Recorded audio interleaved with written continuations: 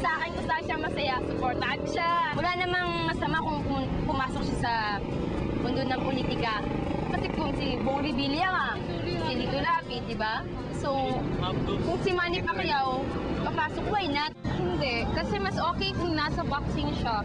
Doon siya magaling eh. Baka kasi kung kaya pumasok siya sa politika, baka maging puppet lang siya.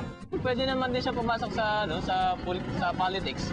Kaya lang, mas okay siguro kung wag agad din sa sa high position. Probably pwede siguro sa sa mga councilor lang. Kasi yung parang gagamitin naman siya ng mga tao sa likod niya, yung mga advisor niya. Isa pa, wala man siyang alam din tungkol sa mga political issues sa bansa. Pwede naman mag-donate na lang sa charity para makatulong sa mga tao. Oo, sang-ayon ako na pumasok si Manny Pacquiao sa ating politika.